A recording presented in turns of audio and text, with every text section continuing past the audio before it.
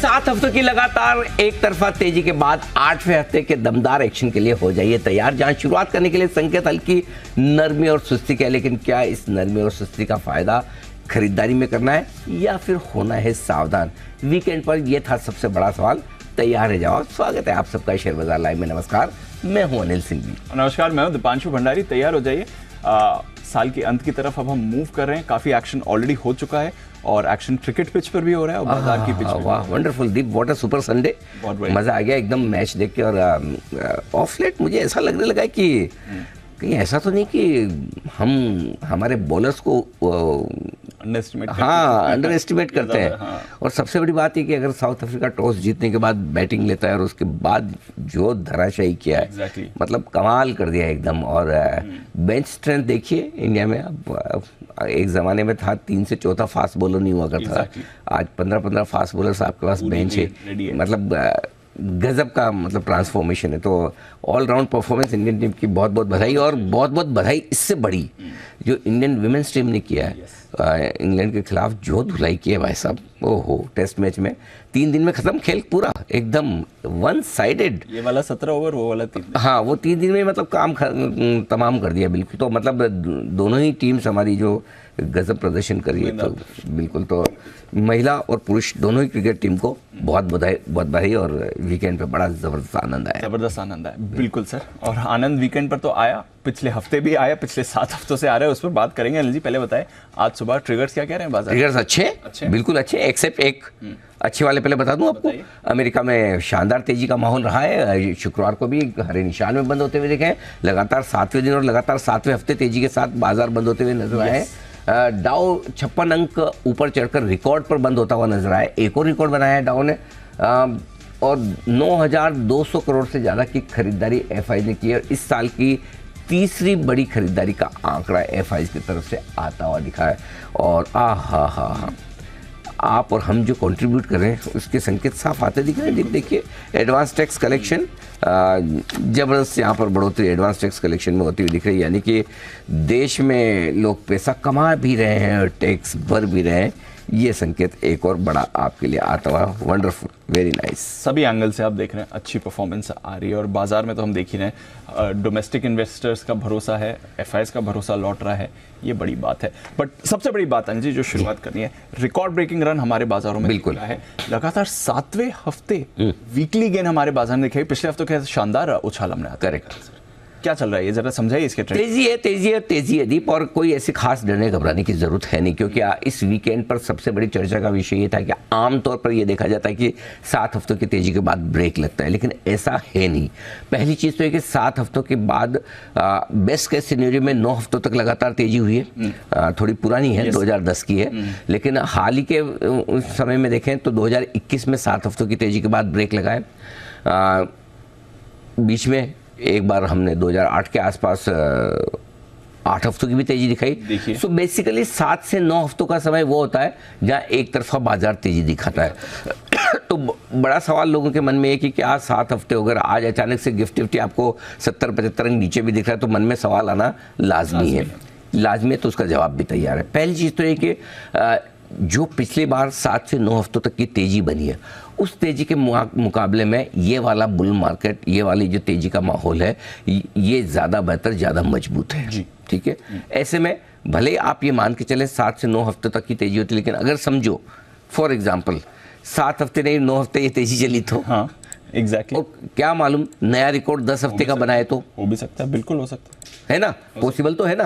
क्यों नहीं हो सकता भाई? हर बार आप नए रिकॉर्ड कुछ तो बनाते हैं। सो क्या पता कि इस बार के मूड माहौल और इस बार जिस तरह की तेजी का माहौल बना है, क्योंकि आपके पास ट्रिगर्स दोनों तरफ है, लोकल भी है, ग्लोबल भी है, और तीसरा एफआईएस की खरीदारी भी है, और चौथा आपके लोकल इन्वेस्टर्स भी खरीद रहे हैं। तो क्यों नहीं 9 हफ्तों का रिकॉर्ड टूट सकता है? मेरा सवाल उल्टा है। हो सकता है, टूट सकता है, बिल्कुल टूट सकता है। टूटे ना टूटे क्या होगा हमें नहीं पता जी। अगले 2 और 3 हफ्ते और तेजी होगी नहीं पता, लेकिन हमें एक चीज का पता है कि हमें क्या करना है। तो उसकी स्ट्रेटेजी मैंने बनाई। मैं बजाय इसके कि आपको ये बताऊं 7 हफ्तों के बाद ब्रेक लग जाता है, आप डर जाएं, भाग जाएं, ये सब दिमाग से निकाल दीजिए। अब मैं आपको जो स्ट्रेटेजी दे रहा हूं वो एकदम दिमाग से में बिठा लीजिए कि आपको करना है क्या। जी सर। पहली चीज ये है कि ये मान के चले हर रिकॉर्ड टूटने के लिए बनता है। ये तो सही है ना। हो सकता है अब तक बेस्ट जो एक विनिंग स्ट्रीक रही है वो 9 हफ्तों की रही है, हो सकता है हम उसको तोड़ दें इस बार।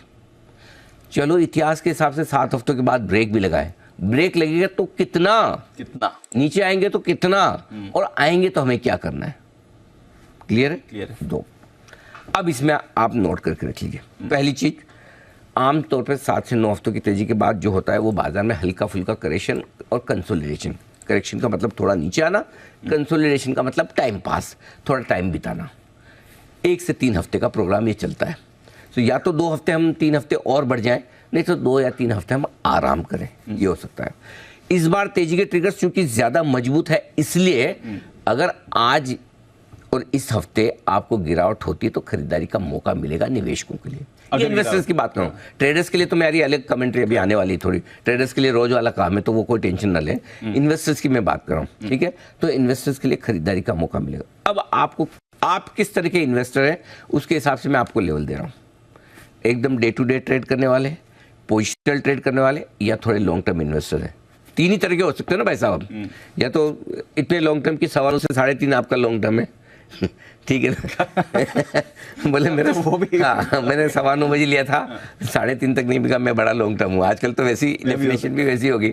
सो अगर आप एकदम शॉर्ट टर्म है 3.25 से 3.5 वाले, तो आपके लिए एक ही रेंज सपोर्ट है, 21,175, 21,250। इस रेंज में सपोर्ट ले लेगा। अच्छा, 21,175, 21,250, ये एकदम शॉर्ट टर्म डे ट्रेडर्स के लिए ये आपकी पहली सपोर्ट है।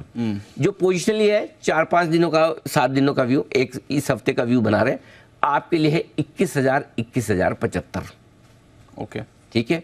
और जो थोड़ा सा 2-3-4 हफ्तों का व्यू लेते हैं उनके लिए है 20,700, 20,850। क्लियर है? क्लियर है। लाइफ में कोई कंफ्यूजन नहीं। 20,700, 20,850, 20,700, 20,850 कर दीजिए। इसको 750 नहीं, 850 कर दीजिए। पोजिशनल ट्रेडर्स के लिए 20,700, 20,850 ये आपकी सपोर्ट है। अब जो इन्वेस्टर्स हैं जिनके मन में है कि भाई 21,500 के आसपास लाइफ हाई बन गया, ब्रेक लग गया, यू टर्न ले लिया, मेरे पास सारा माल है, बेच दूँ, रखूँ, तेजी खत्म तो नहीं हुए, इन सवालों के जवाब आपको तब मिलेंगे जब निफ्टी 20,850 के नीचे बंद हो। 20,850। ओके, जब तक 20,850 के नीचे बंद नहीं हो रहा तब तक ट्रेंड तेजी का ही है। मैं नहीं बदलूंगा, मैं 20,850 के नीचे ही तेजी के ट्रेंड से न्यूट्रल ट्रेंड में होगा। 20,850 का मतलब कितना हुआ दीप? 500 और 150, 600, 650 परसेंट मतलब 3%। करेक्ट? तो 3%, 2 से 3% का रनिंग करेक्शन आपको कभी भी मिल सकता है। Need not worry. आपको चिंता कब करनी है? जब आपको करेक्शन 5%, 6% प्लस का मिले। यस, ठीक है? जब से 2 से 3% का करेक्शन मिला तब तक बिल्कुल चिंता मत कीजिए, ये आपके लिए खरीदारी कम होगा। तो इसलिए अगर आपको सुबह सुबह गिफ्ट निफ्टी देख के डर लग रहा हो और पूरे वीकेंड पर सोशल मीडिया पर, अखबारों पर इधर उधर पूरी चर्चाएं चली, 7 हफ्ते के बाद ब्रेक लगता है, 7 हफ्ते के बाद ब्रेक लगता है, तो निश्चिंत रहे। अब आपको पता है आपकी डाउन साइड रिस्क क्या है। और जब लाइफ टाइम हाई मार्केट में आप हैं, आपको ये पता है कि मैं नीचे कितना जा सकता हूँ और कहाँ मेरा सपोर्ट है, कहाँ से मुझे घूमना है, तो आपका कॉन्फिडेंस लेवल अब उस हिसाब से आपकी पोजीशनिंग का हो जानी चाहिए। ज़्यादा से ज़्यादा आप क्या कर सकते हैं? हल्का फुल्का थोड़ा सावधान हो सकते हैं। लीवरेज पोजीशन जो भी आपकी एफएनओ वाली है उसको थोड़ी सी कम कर सकते हैं चाहे तो। कैश के स्टॉक्स में आप थोड़ा सेलेक्टिवली इस तरीके से खरीदें, जो पसंद आ रहा है जरूर लें, लेकिन पसंद आ रहा है तो थोड़ी जगह नीचे के लिए भी रख लें कि भाई मैं सारा एक साथ ना ले लूँ। मतलब ये एक तो वैसा होता है ना कि ऐसा बुफे कि एक ही बार बड़ी भीड़ है, ले लो, एक बार में जितना प्लेट में भर के लेके आ गए वही ठीक है आपका, है ना? सही बात है। वापस जाके निकाल के लाना मुश्किल काम है। ये पहले वैसा बुफे चल रहा था जी। अब क्या है, वो पीक टाइम निकल गया बुफे का, है ना? वो कभी शाम को आप खाना खाने जाते तो 8 से 9 बजे बुफे पे भीड़ बहुत रहती है। उस समय जो आप निकाल के ले आए, जो मिल गया ले लिया। सही बात है। 9:30 10 बजे जा रहे हो आप, पीक टाइम के बाद भीड़ कम हो जाती है, यहाँ आराम से मिलेगा, टेंशन न ले। तो धीरे धीरे हाँ बिल्कुल है ना, मतलब आपकी डेली लाइफस्टाइल में जो आप करते हैं वही यहाँ पे भी करना है। हड़बड़ी जल्दबाजी नहीं, आराम से वापस नीचे मौका मिलेगा फिर एंट्री मार लेना। कहाँ जा रहा है मार्केट? यहीं पर है ना? सो बस ये चीज ध्यान में रखनी, सिंपल सी चीज। Got it sir. क्लियर है? कोई परेशानी वाली बात नहीं ना, काय की परेशानी है? मतलब ये सारे टारगेट के मतलब ऐसे ही आ जाएंगे। मैं तो ऑनेस्टली बोल रहा हूँ दीप, हमने 15 जनवरी 2021 को किया था 21,080 का टारगेट। इतना जल्दी आ जाएगा तो हमने भी नहीं सोचा। 2 साल 2.5 साल में आ गया। अच्छा आ गया जल्दी, मान लीजिए। हाँ, बहुत बढ़िया पीरियड। तो मतलब इसलिए जल्दी आ जाना तो नेचुरली थोड़ा बहुत करेक्शन आ सकता है। आपको पता है कि करेक्शन में आपको कितना नीचे आना है, नीचे आएंगे तो कहाँ सपोर्ट लेना है, इसलिए पहली चीज आपके दिमाग से बिल्कुल डर निकाल दीजिए। डर तो निकाल दिया, ठीक है सर, कॉन्फिडेंस आ गया। बिल्कुल। और हमेशा ये ध्यान रखिए जी, जब गावस्कर साहब ने रिकॉर्ड बनाए थे किसी ने सोचा नहीं तो टूटेंगे, यस, तेंदुलकर साहब ने बनाए तो किसी ने सोचा नहीं टूटेंगे, कोहली साहब बना रहे तो सोच रहे कोई टूटेगा नहीं। अब पता नहीं आगे भगवान जाने क्या होगा, कौन नया आएगा, लेकिन हर बार आप कहने में कह सकते हैं कि भाई गावस्कर के समय सिचुएशन बहुत अलग होती थी। 60 ओवर का वनडे होता था और अगर 4 की रन रेट से आपने रन बना लिए तो मतलब जीत पक्की समझ लो, जी, है ना। एग्जैक्टली। तेंदुलकर साहब के टाइम पे अलग चीज़ें थी, 5 की रन रेट से बना ली तो मतलब आप जीत मोटा मोटी समझो। अब तो रन रेट 6 की भी बना लो तो भी जीतना, 7 में भी गारंटी नहीं है। अच्छा, उस समय फील्डर रेस्ट्रिक्शंस अलग होते थे, अब अलग है, करेक्ट। सो वही हाल मार्केट का भी है। उस समय के रिकॉर्ड, पुराने रिकॉर्ड को लेके बैठे रहेंगे कि पुराना तो 7 हफ्तों का ही है जी, है ना, 8 हफ्तों का ही, 9 तो, अरे हर बार सिचुएशन बदल। उस समय थे क्या हमारे लोकल इन्वेस्टर, ऐसा पार्टिसिपेशन? उस समय इकोनॉमी ये थी क्या? उस समय एडवांस टैक्स आपने इतना भरा, 20% ग्रोथ किसको कहते हैं? सो इसलिए वक्त के साथ चीजें बदलती, बदले हुए पर्सपेक्टिव में देखना है। खाली पुराने हिस्टोरिक डेटा के हिसाब से जाएंगे तो मामला चलेगा। वो एक टीचर ने समझाया था कि एवरेज निकाल के काम क्या करो, कोई भी चीज़ हो तो उससे एवरेज से क्या है बराबर समझ में आता। तो थोड़े कम बुद्धि वाले स्टूडेंट थे ना, उन्होंने बोला कि नदी की गहराई नाप लेते हैं। हाँ। बाकी एक जगह 12 फीट आया, एक जगह 4 फीट आया, एक जगह 2 फीट आया, एवरेज उनकी 4.5 फीट ही निकली। बोले 4.5 में तो अपन आराम से पार कर लेंगे। सो हिस्टोरिकल डेटा जो है ना एक लिमिट तक ही काम आते हैं, Yes. एक लिमिट से ज़्यादा नहीं। बदले हुए पर्सपेक्टिव में देखना जरूरी है। और एक्चुअली ये मैं बताऊं, जब हमने टॉप का फॉर्मूला बताया था तो हमारा टॉप का फॉर्मूला 17,250 17,500 का जो सेकंड टारगेट था, हाँ दूसरा टारगेट 19,000 का जो आ रहा था, Yes, sir. उसके ऊपर जा नहीं रहा था लेवल, नहीं जा रहा था। हाँ। तो हमने कहा कि क्यों नहीं अगला बुल रन और एक्सटेंडेड हो सकता है, ठीक है। Yes, sir. तो उस एक्सटेंडेड बुल रन पे हमने 21,080 का निकाला, वो भी छोटा पड़ रहा है। अब हम एक और फॉर्मूला पे काम कर रहे हैं, बैक टेस्टिंग चल रही है। आप सोचोगे रोज मैं बोलता हूँ, लेकिन भाई साहब इतना बड़ा काम करना, प्रेडिक्शन करना बिना बैक टेस्टिंग के बिना आसान नहीं है। सही बात है। बहुत मुश्किल है, क्रेडिबिलिटी दाव पे लगी रहती है। तो उस पर हम काम चल रहे हैं कि कितना जा सकते हैं, या अगर कितना नहीं जा सकते तो रिवर्सल में कब हमें समझ में आए कि अब सावधान होना है। दोनों पे काम चल रहा है। तो जो भी चीज़ निकल कर आएगी मैं आपके सामने रखूंगा। अगर मुझे लगे कि एकदम सॉलिड परफेक्ट, अभी तक तो सही डायरेक्शन में चल रहा है, एक बार डेटा वगैरह पूरा फाइनल हो जाए तो फिर हम आपके सामने रखेंगे कि भाई तेज़ी होगी तो और कितनी हो सकती है, या फिर तेज़ी कहीं रुके तो अपने को ये समझ में आ जाए कि हमें कहाँ सावधान होना है ना। इन दोनों पर हमारा काम चालू है। एब्सोल्युटली। जैसे जैसे डिटेल्स आएंगी हम आपके सामने। तो इसलिए अभी आज हफ्ते की शुरुआत कमजोरी के साथ हो रही, कोई टेंशन नहीं है। आपको पता है क्या करना है, मैं आपको स्ट्रेटजी में बता दूंगा। ठीक है सर। बाय द वे 7 हफ्ते का ट्रेंड हमारे नहीं, डाउ का भी है भाई। हाँ डाउ का भी है, बड़ा मजबूत वहाँ पर भी ट्रेंड। वहाँ भी लगातार 7 हफ्ते से तेजी हो रही है। तो ऐसा भी मत समझो कि खाली हम ही बहुत तेजी में, हम ही बहुत तेजी है। अमेरिका भी है तेजी में, सभी तेजी में। ऐसा नहीं कि खाली अकेले अपने बाजार बढ़ रहे हैं कि बाकी सब बाजार की हालत खराब है, हम ही अकेले चल रहे हैं। तो हम ग्लोबल रैली में भी तो हिस्सा ले रहे हैं। फिर उसके ऊपर हमारे अपने फैक्टर हैं, हमारे चुनाव के नतीजे आ गए, हमारे एडवांस टैक्स देखो, हमारे जीडीपी की ग्रोथ देखो, हमारे एफआईज के सामने हमारे लोकल फंड्स की खरीदारी देखो, तो अपने ट्रिगर भी है। तो हम तो फिर भी मैं बताऊं दीप कि जितना बढ़ना चाहिए उतना हम बढ़े भी नहीं है। अगर लोकल प्लस ग्लोबल दोनों फैक्टर मिला के देखें तो हम इससे ज़्यादा भी बढ़ सकते हैं, और ज़्यादा बढ़ सकते थे। ठीक है, जो है बढ़िया है, अच्छा चल रहा है सर। एक चीज़ ही थी बस ग्लोबल पार्टिसिपेशन को लेकर। वैसे तो पिछले हफ्ते बहुत अच्छा खरीदारी का आंकड़ा है, 9,200 करोड़ की खरीदारी करी है, तो बड़ा पार्टिसिपेशन है। कुछ बड़ी बल्स डील भी थी इसमें सर। बट अब ये जो आखिरी 2 हफ्ते का पीरियड होता है, सेकेंड हाफ ऑफ दिसंबर, सब एफआईएस छुट्टी पर चले जाते हैं, यूजुअली थोड़ा लाइट पीरियड माना जाता है। क्या उससे थोड़ा वॉल्यूम एक्टिविटी पे कम पड़ सकता है? हाँ होता है। और अच्छा मजे की बात बताऊं, 2021 में जब तेजी हुई थी तब भी यही पीरियड था। यही पीरियड था तेजी का। और उसी के बाद थोड़ा ठंडा हुआ, 7 हफ्ते एक तरफा बढ़ने के बाद ये नवंबर दिसंबर 2021 ही था। दिसंबर से जनवरी 21 2020 था। हाँ 2020 दिसंबर, 2021 नवंबर के अंत से तेजी शुरू हुई थी, जनवरी तक चली थी। सो ये पीरियड थोड़ा ठंडा रहता है। अब ठंडे पीरियड का दोनों ही फायदा है ना। सी क्या होता है कि आपका नजरिया क्या है। अगर आपको एफआईएस का डर है बेचने का, तो आप सोचोगे अच्छा हुआ छुट्टी पे गए, बेचेंगे नहीं। यहाँ तो एफआईज को टेंशन है, छुट्टी पे गए 2 हफ्ते बाद आए तो पता नहीं भाव क्या मिलेगा। करेक्ट, खरीद के जाओ भाई। खरीद 9,200 करोड़ इस हफ्ते, इस साल की तीसरी सबसे बड़ी खरीदारी थी, और आज के लिए ये बड़ा ट्रिगर है। अच्छा, ऐसा भी नहीं कि बड़ी ब्लॉक डील, मालूम है ब्लॉक डील कितनी है? 3 है। पीबी फिनटेक, पीवीआर, केफिन, कुल मिला के कितना? 2200 करोड़। That's it. 2200 करोड़ की ब्लॉक डील, चलो सारी की सारी मान लो एफआई, तो भी 7,000 करोड़ की खरीदारी है कैश में। Stock futures 3700 crore. पागल हो गए ये लोग। कहाँ जाएंगे? यहीं आएंगे। बार बार लगातार ये करे, कहाँ जाएंगे? यहीं आएंगे। इनको लेना ही पड़ेगा। अगर आपको नहीं करना है इन्वेस्ट तो अलग बात है, भाई हमको तो इंडिया नहीं चाहिए तो अलग बात है, ठीक है, आपकी जहाँ मर्जी वहाँ करो, आप अपने देश में करो, कोई दिक्कत नहीं। लेकिन अगर ग्लोबल मार्केट में आप इंडिया को इग्नोर नहीं कर सकते तो यहीं आना पड़ेगा। ये बात हम लगातार कर रहे हैं, तब से कह रहे हैं जब एफआई बेचे थे 18,800 से हम लगातार बोल रहे हैं। आप देखिए अब नंबर्स में दिख रहा है। इसको कहते हैं फोमो, रियल फोमो। फोमो का मतलब होता है फियर ऑफ मिसिंग आउट। मेरी तो बस छूट गई, मैं पीछे रह गया, दीप जी आगे निकल गए, मैं देखता रह गया, ये वाली फीलिंग आ रही है एफआईज में, है ना। सो ये फोमो है। 1450 करोड़ के इंडेक्स, 3700 करोड़ के स्टॉक्स फ्यूचर्स, 9,200 करोड़ की कैश में खरीदारी। ऐसे ही नहीं बढ़ा शुक्रवार को मार्केट। जो ये पागलपन था ना, नो डाउट थोड़ी शॉर्ट कवरिंग का, थोड़ी खरीदारी का, बट ज़्यादातर दीप है ना इसमें शॉर्ट कवरिंग से ज़्यादा फ्रेश खरीदारी है। तो अगर कोई आदमी 21,400, 21,300, 21,500 पे भी ले रहा है तो क्या आपको नहीं लगता 20,800 आएगा तो और लेगा? और वो 21,400, 500 पे ले भी लिया तो इसलिए तो नहीं लिया कि 20,800 आ गया तो वापस बेच दूंगा, सारा जीरो कर दूंगा। कि 20,800 कैसे आ गया मेरे लेने के बाद, नीचे कैसे हो गया?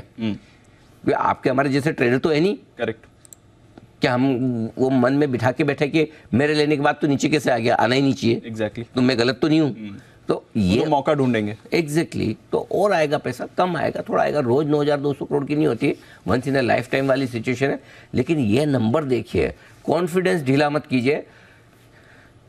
एक ही चीज ध्यान में रखिए, व्यू तेजी का, बायस पॉजिटिव, नीचे आएगा तो और लूंगा। कहाँ लूंगा? तीनों लेवल दे दिए। बिल्कुल। चलिए, ये है आपके लिए पूरा बढ़िया एक्शन, अच्छी शुरुआत। आज सुबह आ रहे हैं तो बताएं सर फिर आज क्या करना है? ट्रिगर्स आज के लिए global positive, FIS positive, DIIs के हल्के फुल्के नेगेटिव, क्योंकि उन्होंने 3,100 करोड़ का बिकवाली किया।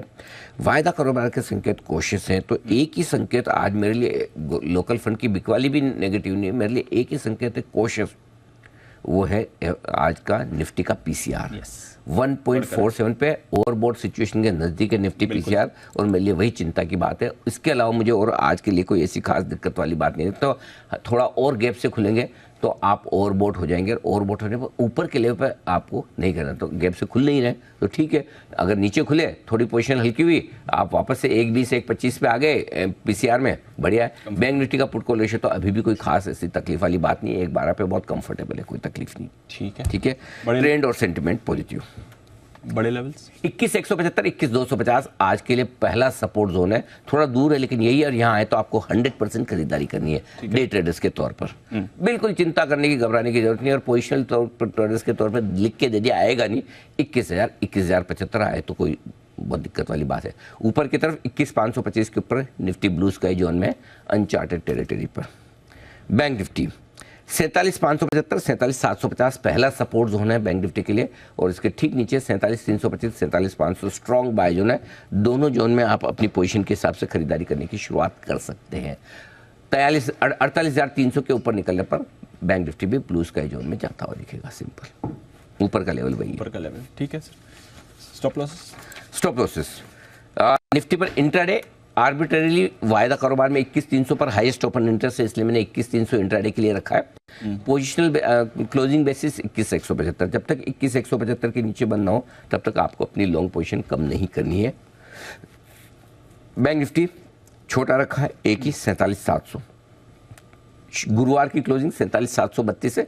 इसके नीचे इंट्राडे और शॉर्ट पोजीशन दोनों ही आप वहाँ पर एक बार इंट्राडे और क्लोजिंग दोनों ही लॉन्ग पोजीशन पे स्टॉप लॉस रख सकते हैं। शॉर्ट साइड पर लाइफ हाई के ऊपर रखना है, 21,525 रख लीजिए या 550 रख लीजिए, जो भी 25-50 पॉइंट अपना दिमाग लगा लीजिए। 21,525 और इधर 47 ऊपर का होगा आपका 48,250, 48,220 का हाई बना है, 48,250 आपका लाइफ हाई यहाँ पर ये स्टॉप लॉस। Got it. ठीक है। नई पोजीशंस पे आते हैं। खरीदना है 21,175, 21,250 आएगा नहीं आएगा मुझे नहीं पता, आए तो खरीदना है। बहुत आप में गर्मी है तो 21,300 पे ही शुरू कर दीजिए बराबर। 21,300 पर हाईएस्ट ओपन इंटरेस्ट है पुट्स में, तो एक बार वहाँ पे होल्ड होना चाहिए उसके आसपास। सो कहाँ खरीदना है ये डिसाइड करना है, खरीदना है ये अभी के लिए ये रेंज नोट करके रखिए। स्टॉप लॉस 21,150 का होगा, छोटा सा लगाना है, 175 के थोड़ा सा नीचे, 21,300, 400, 450 और 500 तक के टारगेट, 21,525 के ऊपर ब्लू स्काई जोन है। लॉन्ग पोजीशन को होल्ड करें, ट्रेल करते चले। जो लोग बेचना चाहते हैं, अगर बहुत ही मन है कि नहीं मैं तो बेचूंगा ही, तो आपके लिए स्टॉप लॉस मैं दे देता हूँ 21,550 आपका स्टॉप लॉस है। उसके ऊपर जाए तो फिर मेरी जिम्मेदारी नहीं, पक्का तौर पे काट लेना। अगर करेक्शन हुआ तो 21,400, 300 दो छोटे टारगेट है, 250, 200 दो मीडियम टारगेट है, और 21,075 आएगा नहीं, खाली ऐसे नोट के 21,200 तक भी आ जाए तो बहुत हो गया। ये आपके लिए टारगेट ऊपर गया। ठीक है सर। बैंक निफ्टी खरीदना है 47,750 के आसपास पहला एंट्री पॉइंट बनता है। इसके ठीक नीचे 47,525, 575 की रेंज में भी दूसरा एंट्री पॉइंट है। इस रेंज में आप 2-3 टुकड़ों में खरीदिए। 47,350 का आपका होगा स्टॉप लॉस। ऊपर का टारगेट जो डीप बनेगा 48,000, 48,150, 48,200 तीन टारगेट है। 48,250 के ऊपर आप अपनी तेजी की पोजीशन को होल्ड करते चले, स्टॉप लॉस ट्रेल करते चले। ये आपके लिए बैंक निफ्टी के लेवल्स। ठीक है सर, क्लियर है। जो लोग शॉर्ट करना चाहते हैं 48,300 का स्ट्रिक्ट स्टॉप लॉस लगाकर शॉर्ट करें। इसके पार निकल जाए तो काट ले, मेरी जिम्मेदारी नहीं। नीचे में 48,000, 47,950 दो छोटे टारगेट हैं। 47,750, 47,600 और 47,525 तक के टारगेट आ सकते हैं अगर आप शॉर्ट करना ही चाहें तो। मैंने दोनों तरफ के लिए ट्रेडर्स के लिए दिए। तो आपकी माइंडसेट कैसी है, बेच के करना है तो आपके लिए आपको stop loss well defined clear cut है। लेकर करना है तो आप अपने सपोर्ट रेंज का इंतजार करें और एंट्री मार लें। मौके मिलेंगे, दोनों मिलेंगे, मौके मिल सकते हैं। मौके मिल सकते हैं। ठीक है, वायदा कारोबार की बैन लिस्ट का मैं आपको अपडेट दे देता हूँ। इंडिया बुल्स हाउसिंग बैन से बाहर आ गया, ये हमने आपको ऑलरेडी बता भी था फ्राइडे को की संभावना है। सेल, मनापुरम जी, इंडिया सीमेंट्स, हिंदुस्तान कॉपर, बलरामपुर और डेल्टा कॉप, ये अभी भी आपके लिए बैन में बने हुए हैं। तो ये समय का अपडेट है। कोई इंपॉर्टेंट लेवल सर वायदा कारोबार के लिहाज से? इंपॉर्टेंट लेवल दी पे 21,300 सपोर्ट यहाँ है, 70 लाख शेयर पुट में है, और 21,000 ऊपर की तरफ ज़्यादा डेटा है नहीं। मतलब 21,500 के कॉल पे भी कितना 47 लाख शेयर, 21,400 पे तैयार। तो एक सपोर्ट के लिहाज से 21,300 दिख रहा है। बैंक निफ्टी का जहाँ तक सवाल है दीप, कोई खास डेटा है नहीं। 48,000 के पुट और कॉल दोनों पर 20 लाख शेयर है, तो कोई खास ऐसा मजेदार डेटा नहीं। डेटा कम है, डेटा कम है ना? डेटा कम है। ठीक है, खाली एक 21,300 जरूर थोड़ा सा एक सपोर्ट के तौर पर क्लियर दिख रहा है बस। ठीक है, बट थोड़ा ओवरबॉट जोन में है अब बाजार, आप कह रहे हैं? खाली एक निफ्टी के पुट कॉल रेशियो पर, बाकी और कहीं नहीं। बाकी और कुछ नहीं। वो भी ऐसा, मतलब ऐसा नहीं कि ओवरबॉट हो ही गया कि आप सब बेच के निकल जाओ, ऐसा नहीं है। नियर ओवरबॉट लेवल है, near overbought, near overbought level से। ठीक है, चलिए ये है आपके लिए इस समय का पूरा बाजार का एक्शन, जहां पर आप रखनी है नजर। स्टॉक्स पर भी हम चर्चा तो करेंगे, काफी सारे स्टॉक्स भी हैं, और हमारे पास में स्टॉक्स न्यूज़ के और एक और चीज़ जो दीप मैं बता रहा हूँ, कुछ स्टॉक्स पे हम अभी यहाँ से एक बार मुझे काफ़ी लोगों से फीडबैक आ रहा है कि अब क्या खरीदे जी। इस पर बड़ा कंफ्यूजन है लोगों को, क्योंकि अभी क्या हो रहा है कि स्टॉक कुछ स्टॉक इतने तेज़ी से भाग गए हैं।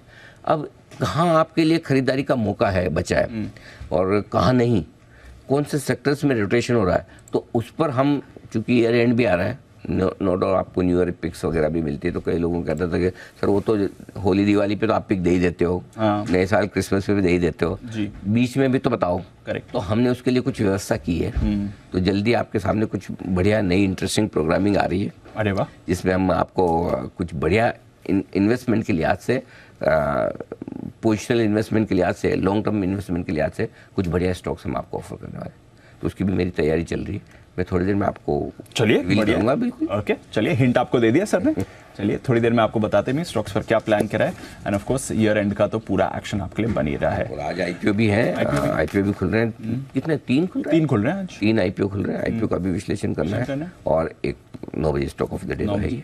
ठीक है, चलिए तो 9 बजे और एक्शन आने वाला है आपके लिए, अभी खत्म नहीं हुआ है, तो परेशान मत होइए। आईपीओ पर भी एलजी आपको सलाह देने वाले हैं। आइए फिर बात करते हैं हमारी टीम के साथ खबरों वाले शेयर्स और साथ ही ब्रोकरेज एक्शन पर भी। अरमान, नुपुर और आशीष हैं तैयार। अरमान, मॉर्निंग बताएं ट्रिगर्स और खबरें आज की। Good morning. आज ट्रिगर्स में सबसे पहले वेदांता, यहाँ पर आपको ध्यान रखना है क्योंकि दूसरे इंटरिम डिविडेंड पर विचार किया जाएगा। संदूर मैग्नीज बोर्ड बैठक में बोनस शेयर जारी करने पर विचार किया जाएगा। लोकसभा में आज टेलीकम्युनिकेशन जो बिल है वो 2023 पेश करेंगे टेलीकॉम मंत्री। सोवेजिन गोल्ड बॉन्ड 2023-24 जो है उसका सीरीज 3 वो ओपन फॉर सब्सक्रिप्शन होगा। आईपीओ अपडेट्स में इंडिया शेल्टर फाइनेंस, इनका फाइनल अपडेट आ चुका है। कुल सब्सक्रिप्शन 38.6 टाइम्स आता हुआ दिखा है, जिसमें क्यूआईबी का हिस्सा 94 टाइम्स आता हुआ दिखा है। एनआई की बात करें 30 गुना और रिटेल 10 गुना बढ़ता हुआ दिखा है। डोम्स इंडस्ट्रीज यहाँ पर भी फाइनल अपडेट आ गया है, कुल 99 टाइम्स बढ़ता हुआ दिखा है, जिसमें क्यूआईबी का हिस्सा 122 गुना, एनआई की बात करें 70 गुना और रिटेल का 74 टाइम्स बढ़ता हुआ दिखा है। आइनॉक्स इंडिया जो कि आज बंद होगा, डे 2 तक का अपडेट है, कुल सब्सक्रिप्शन 7 गुना बढ़ता हुआ दिखा है। क्यूआईबी का हालांकि 17% है, एनआई का 14 टाइम्स और रिटेल का लगभग 8 गुना बढ़ता हुआ दिखा है।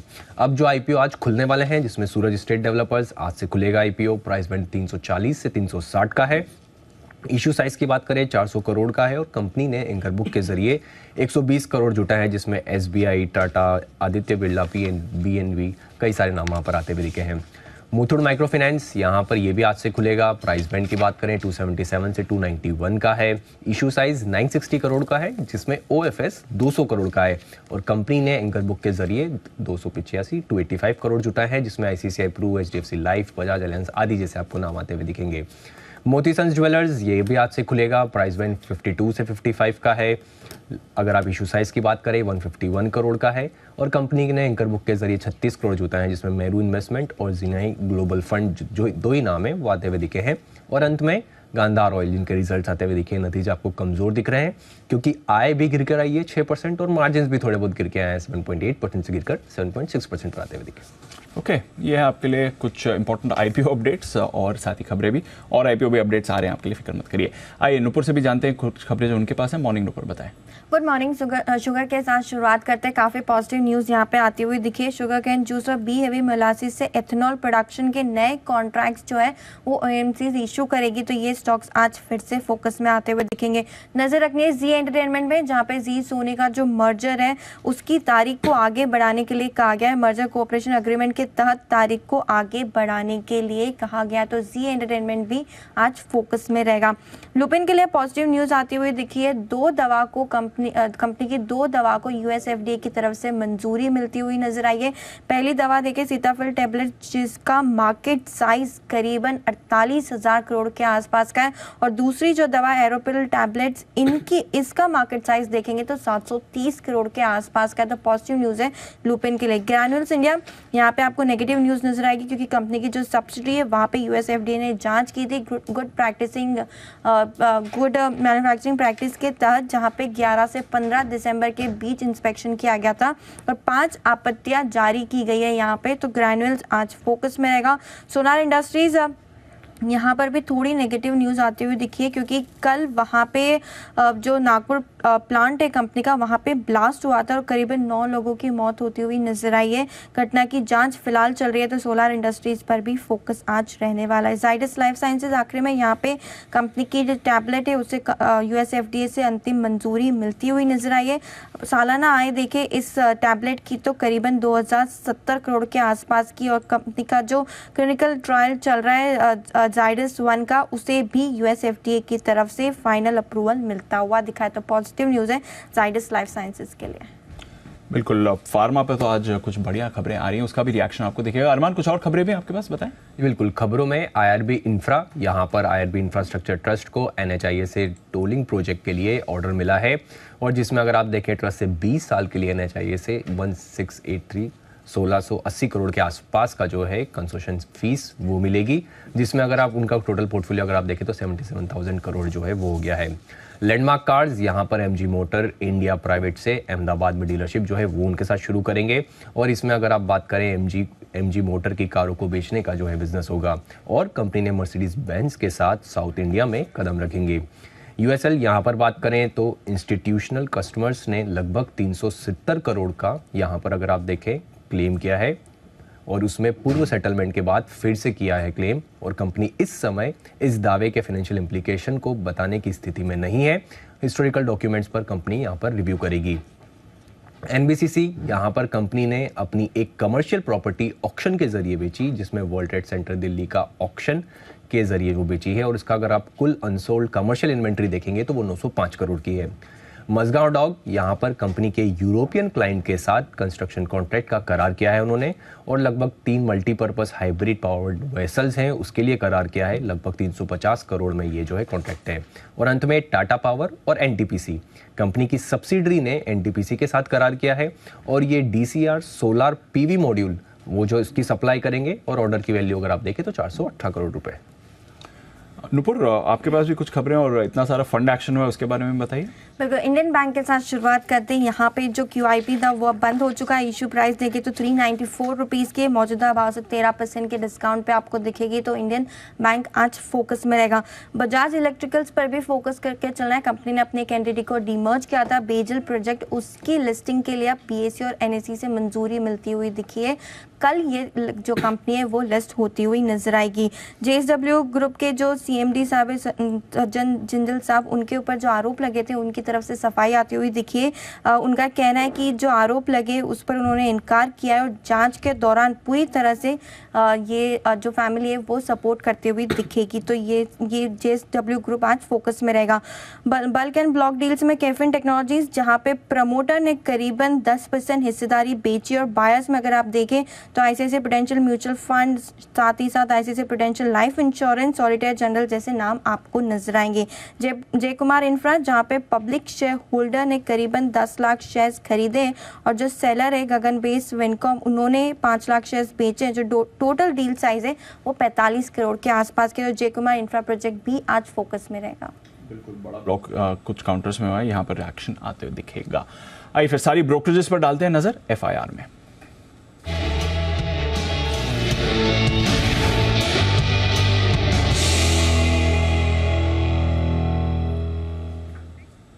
मॉर्निंग आशीष, बताएं आज कौन सी रिपोर्ट्स हैं? Good morning Deepanshu. Auto sector पर खास फोकस रखेगा। HSBC की तरफ से एक बड़ी डिटेल्ड रिपोर्ट आई है जहां पर कहा गया है कि 2023 साल अगर आप देखें तो पेंटअप डिमांड का फायदा मिला, नए लॉन्चेस का फायदा देखने को मिला, कमोडिटी की कीमतें घटी हैं और वैल्यूएशन री-रेटिंग का बेनिफिट मिला। लेकिन अनलाइकली है कि 2024 में भी ये चीज़ें कंटिन्यू हो। रिपोर्ट निकाली है बजाज ऑटो पर होल्ड की रेटिंग के साथ, और टारगेट प्राइस अगर आप देखें तो अच्छा खासा इंक्रीज किया गया है। 5400 से बढ़ाकर 6900 कर दिया है। 6275 रुपये का भाव चल रहा है। साथ में अगर आप देखें तो आयशर मोटर्स यहाँ पर होल्ड की रेटिंग है और लक्ष्य 3300 से बढ़ाकर 4500 का कर दिया है। 4060 रुपये का भाव चल रहा है। हीरो मोटोकॉर्प पर भी एक खरीदारी की राय दे रहे हैं। लक्ष्य 3700 से बढ़ाकर 4300 कर दिया है। TVS मोटर्स पर खरीदारी की राय है। लक्ष्य 1800 से बढ़ाकर 2300, 2020 रुपये का भाव चल रहा है।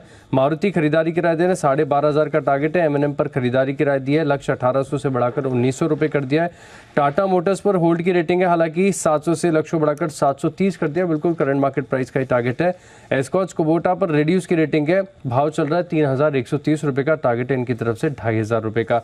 इसके अलावा सिटी की भी एक रिपोर्ट आई है आयशर मोटर्स पर, जहां पर ये खरीदारी की राय दे रहे हैं और टारगेट प्राइस 4200 से बढ़ाकर सीधे 4700 कर दिया है। 4060 रुपये का भाव चल रहा है। मान रहे कि कंपटीशन के बाद भी अगर आप देखें तो रॉयल एनफील्ड के वॉल्यूम्स में गिरावट कहीं पर भी नहीं देखने को मिली। नवंबर के महीने के आंकड़े अगर आप देखें तो मंथ ऑन मंथ 5% की डिक्लाइन थी, लेकिन साल 13% की ग्रोथ थी। इसमें थोड़ा सा त्योहारी सीजन का फैक्टर भी प्ले आउट करते हुए नजर आया, तो यहाँ पर फोकस रखेंगे।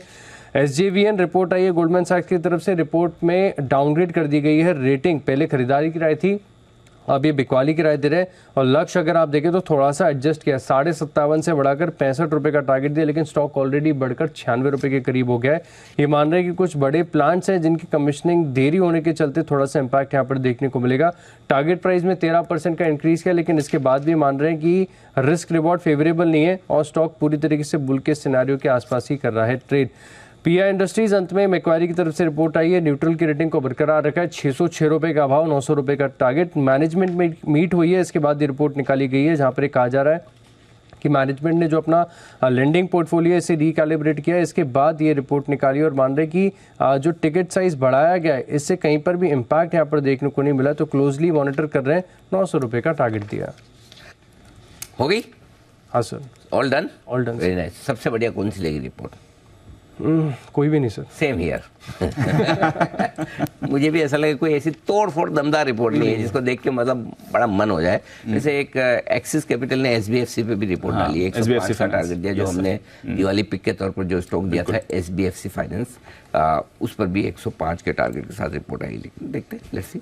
SBFC फाइनेंस आपके सामने आएगा स्टॉक जिस पर आई है रिपोर्ट। आइए बढ़ते हैं आगे और वक्त है हमारे सभी एक्सपर्ट से मुलाकात करने का। Pick of the week.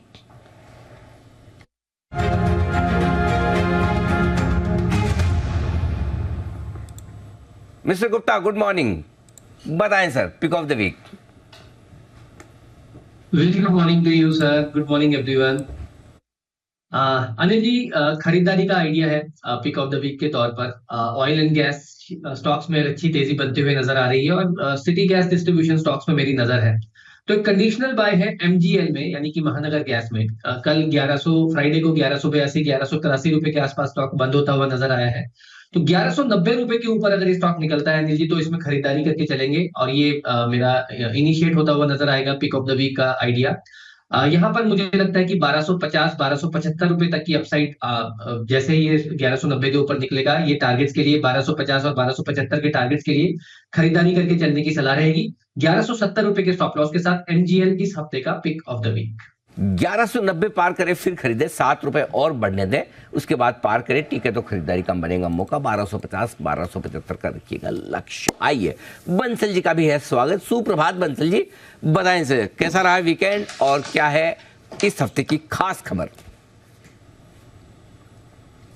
सुप्रभात अनिल जी, सुप्रभात दीपांशु। अनिल जी, खास खबर यह है कि बस पिक ऑफ द वीक में कभी नोटा का प्रयोग नहीं करा था। हाँ। तो काफी मुश्किल से अनिल जी को स्टॉक ढूंढा जो जिसको कोई और ना ले, नहीं तो नोटा का बटन दबाने वाला था। हाँ। तो मैंने कहा अनिल जी मंडे के दिन सुबह सुबह नोटा क्या देना है, तो स्टॉक निकाल के लाया हूँ जिसकी कोई बात नहीं कर रहा है। स्टॉक है हिंदुस्तान यूनिलीवर, 25-29 के अराउंड चल रहा है। 2500 का लगाना है स्टॉप लॉस, 2600 के टारगेट के लिए अनिल जी लीवर पे खरीदारी की राय है। और खबर नहीं अनिल जी, शिकायत है। कुणाल जी मेरे एकमात्र वो मित्र अनिल जी जो वीकेंड पे बिल्कुल याद नहीं करते हैं, बिल्कुल भूल जाते हैं।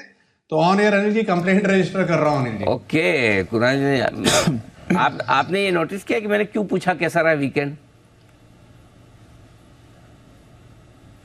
जी अनिल जी नोटिस किया। हाँ, क्यों पूछा? क्यों नहीं भी पूछते तो बंसल जी तो बताने वाले ही थे। इससे बढ़िया पूछ ही ले। हाँ, तो हम you will feel better. Are you feeling better sir?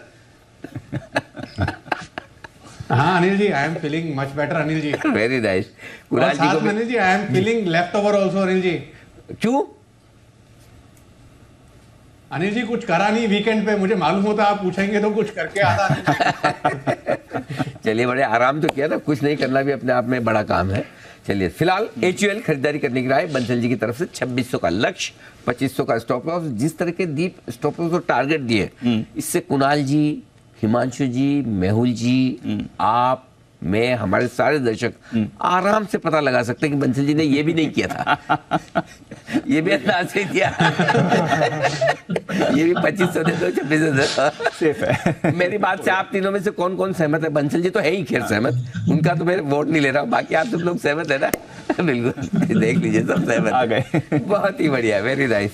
आइए, मेहुल जी का भी है स्वागत। सुप्रभात मेहुल जी, बताएं sir pick of the week. सुप्रभात अनिल जी, सुप्रभात दीपांशु। आज का जो मेरा पिक ऑफ द वीक है वो है IDFC फर्स्ट बैंक।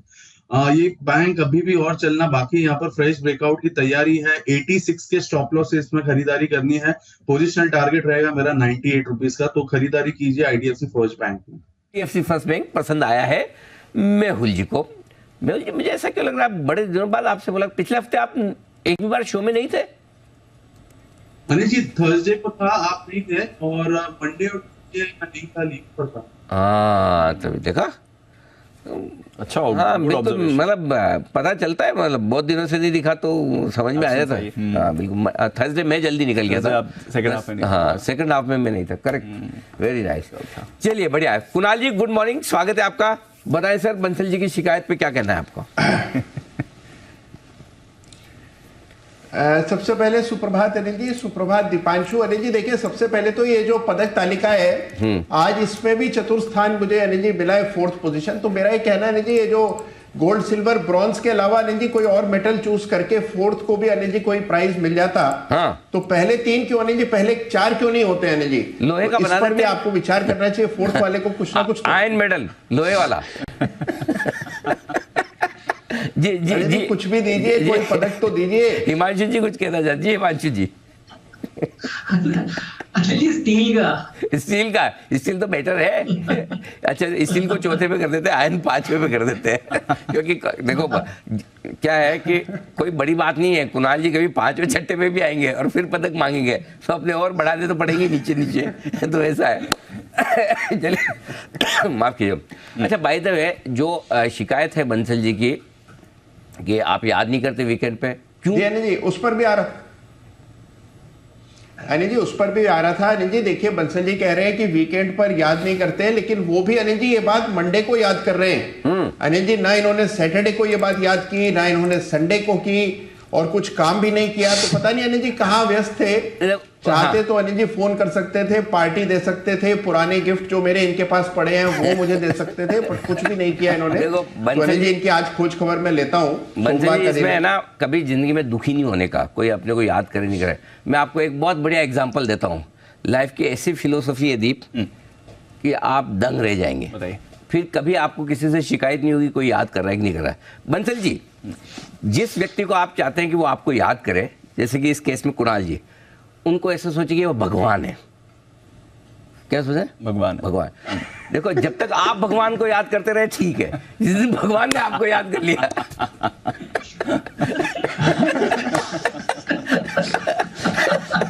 अब बताओ बंसल जी, अब कोई कंप्लेन रही है लाइफ में?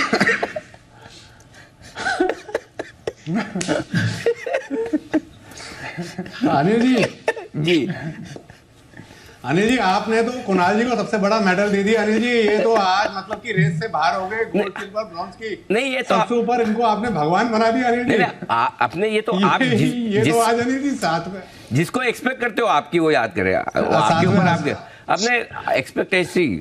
वो एक हिंदी में भी कहावत है, जितनी कम अपेक्षा रखेंगे उतनी कम उपेक्षा होगी।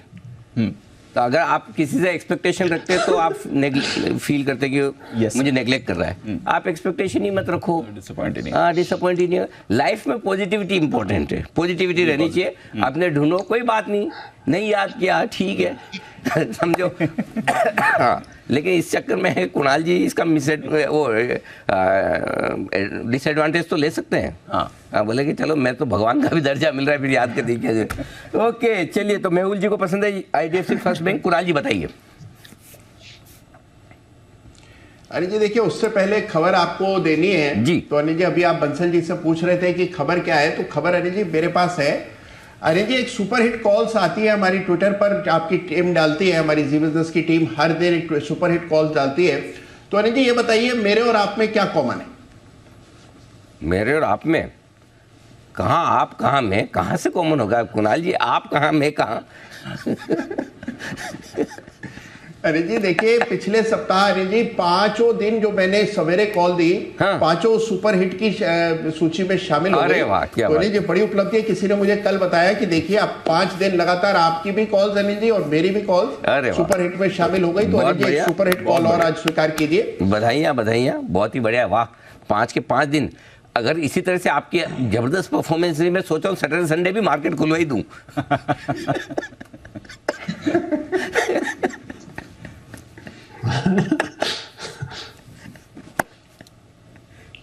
तो अनिल जी अब देखिए आज की सुपरहिट कॉल ले लीजिए अनिल जी। हाँ, ये नहीं बोला सैटरडे संडे का कुछ नहीं बोला, वहाँ पे चुप हो गए। ठीक है सर, आप आएंगे तो काम तो हमें भी करना पड़ेगा। 5 दिन परफेक्ट है, 5 out of 5 is good.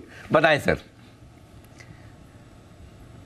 Anil ji खरीदारी की राय है यूपीएल में, आज बाजार नीचे खुलेगा तो यूपीएल भी हो सकता है आपको नीचे के लेवल्स पर मिल जाए। सारे फर्टिलाइजर स्टॉक्स मजबूत लग रहे हैं। यूपीएल ने अभी तक परफॉर्म नहीं किया है, चार्ट मजबूत है, सारे एवरेजेस के ऊपर यूपीएल ट्रेड कर रहा है। तो मौजूदा स्तरों पर बाय करके चलने की राय है। 604 रुपए पर स्टॉप लॉस रख लें, 604 पर। पहला टारगेट 622 रुपए का, इवेंचुअल टारगेट 630 रुपए का, 630 के टारगेट के लिए यूपीएल में खरीदारी करें। Okay, perfect. तो आइए यहाँ पर यूपीएल में खरीदारी करने के आए। जैन साहब का भी बहुत बहुत स्वागत। गुड मॉर्निंग सर, बताएं pick of the week. Yes बिल्कुल Anil ji, very good morning. और आज तो क्या है कि मेरा थोड़ा गला भी बैठा हुआ क्योंकि मैं कॉलेज रियूनियन से आ रहा हूँ। और जब आप पुराने दोस्तों से मिलते हो, मेरे 25वीं एनिवर्सरी थी, मतलब हम लोग की सिल्वर जुबली बैच था जहां से मैंने सोमैया से एमबीए किया। तो इतना चिल्लाया तो मुझे माफ कीजिएगा, मेरा गला थोड़ा बैठा हुआ है। तो हम लोगों ने सारे फ्रेंड्स जब मिलते हैं तो it was an amazing feeling Anil ji. हाँ, गला भी आपका पुराने दोस्त ही दबा सकते हैं। डर तो होना स्वाभाविक है, आई कैन अंडरस्टैंड। दबाना तो नए दोस्त भी चाहते हैं जी। अच्छा, अरे वाह, मौका नहीं मिला। एक रियूनियन नए दोस्तों का भी करवा के देखो, पुराने से तो आप बच के आ गए हो, नए का बच के देखो क्या करोगे। फरवरी होने वाला है ना अनिल जी, फरवरी में होगा अपना। तो अच्छा, इसका मतलब आप ये मानते हो कि जो फरवरी में बजट के जो रियूनियन होगा वो नए दोस्त है, और कुणाल जी ने जो कहा कि नए दोस्त दबाना चाहते हैं, उनमें आपको रिस्क भी है, ये चीज प्रूव हो गई, लिंक बन गया एकदम बिल्कुल। बताएं जैन साहब। Yes sir. तो देखिए, मैंने फ्राइडे के दिन बॉम्बे से शूट किया था वैसे, और ये मैंने इवनिंग वाला जो शो था उसमें मैंने कैनरा बैंक दिया था इंट्राडे पिक पे, एप्कोटेक्स दिया था मैंने पोजिशनल पिक के तौर पे, और पीएनजी हाइजीन जो 17,000 वाला शो वो है स्टॉक, वो वाला स्टॉक मैंने लॉन्ग टर्म पिक के तौर पे दिया। और अब मैं इस हफ्ते के लिए जो पिक्स लाया हूं उसमें से मेन जो मेरा पिक ऑफ द वीक है, उसके पहले मैं दूसरे बताना चाह रहा हूं। मुझे बैंक्स बढ़िया लगते हैं, पिछले हफ्ते भी बढ़िया ही थे, और एचडीएफसी बैंक, इंडसइंड बैंक और एसबीआई ये सारे अच्छा परफॉर्म करेंगे। एक बढ़िया जो सबसे बढ़िया लगता है वो टाटा केमिकल्स, और एक अंडर परफॉर्मर ही रहा है, और एशियन पेंट्स, और बिसाइड्स आईटी स्टॉक्स, क्योंकि देखिए आईटी स्टॉक्स ने तो फ्राइडे को धमाल बचाया ही है और अभी भी आईटी स्टॉक्स अच्छा ही करेंगे, but Asian Paints and paint sector stocks should do well. और main pick of the week है एक फार्मा स्टॉक, और वो है कैप्लिन पॉइंट। और ये सारे डिस्क्लेमर देते कि ये स्टॉक सब आगे पीछे क्लाइंट्स को रेकमेंड किए हुए हैं, और आज भी ये आइडियाज लेके आए हूँ। ओके, तो जैन साहब की तरफ से कई सारे स्टॉक्स हैं, Canara bank, Apcotex, PNG hygiene, Caplin points और एशियन पेंट्स। फ्राइडे और आज का रिकैप अगर आप लेकर दें तो काफ़ी सारे स्टॉक्स हैं जो उनके रेडार पर हैं, यहाँ पर रखिएगा आप नजर। एक दो और काउंटर्स जहाँ पर हम बात करें। जैन साहब, शुगर सेक्टर पर आपसे एक बार राय लेनी है सर। ओवर द वीकेंड जो खबर आई है, 17 लाख टन शुगर और शुगर केन जूस और बी मोलासेस के जरिए आप एथेनॉल उत्पादन कर सकते हैं। इसके लिए नए कॉन्ट्रैक्ट्स आएंगे। तो जो बी मोलासेस और शुगर केन जूस को लेकर कंफ्यूजन था, और फिर शुगर केन जूस पर आउटराइट बैन था कि इसे आप एथेनॉल प्रोडक्शन के लिए डाइवर्ट नहीं कर सकते हैं, उस पर अब कंबाइंड ये आंकड़ा आ गया 17 लाख टन का। काफी है सर शुगर सेक्टर के लिए। क्या ये जो इमीडिएट डर आया था ये इससे चला जाएगा, या अभी भी परेशानी बनी रहेगी? देखिए, मैं एग्जैक्टली वो नंबर्स को थोड़ा और कैलकुलेट करना पड़ेगा, ये फिगर कितना बड़ा है, कैसा है, और बहुत ज्यादा मेरी कोई मैं इस चीज पे बहुत रिसर्च नहीं कर पाया, very frankly I admit that, but still news ये है कि ब्रीदर तो है। और देखिए, एक बार ये टेम्पररी है, मुझे ऐसा लगता है कि शुगर के प्राइसेस कंट्रोल में आएंगे, और थोड़ा बहुत मुझे कहीं ना कहीं लगता है कि ये समय ऐसा कि जब थोड़ा सा पॉपुलिस्टिक कई चीजें आ जाती है तो हो सकता है कि ये उसका वो है। बट ओवरऑल आई फील कि ये एक बार तो ब्रीदर देगा, और जिन लोगों ने लिया हुआ है वो लोग होल्ड करके रह गए शुगर स्टॉक्स को, अननेसेसरली पैनिक करके निकले नहीं। और मैं जब ये न्यूज आई थी तभी मैं शो पे था, दोपहर वाले शो में, तो यही बात करी थी, आप और मैं दोनों थे। तो मेरे हिसाब से एक पॉजिटिव न्यूज है, और कुछ ना कुछ और भी आ जाएगा, क्योंकि इतना बड़ा अगर कोई इन्वेस्टमेंट और स्ट्रक्चरल चेंज कोई इंडस्ट्री में आता है, और सरकार ने जब इनिशिएटिव्स लिए और उसकी वजह से लोग इंफ्रास्ट्रक्चर बनाते हैं, तो ऐसा हो नहीं सकता कि इस चीज का ध्यान नहीं रखा जाए। तो certainly it's a positive news, and एक बार के लिए ब्रीदर तो मिलेगा। अब एग्जैक्टली ये फिगर कितना इंपॉर्टेंट है, कितनी कैपेसिटीज क्रिएट हुए और उसका क्या रेशियो है, किस कंपनी में कितना इंपैक्ट आएगा, वो थोड़ी सी कैलकुलेशन और देखनी पड़ेगी।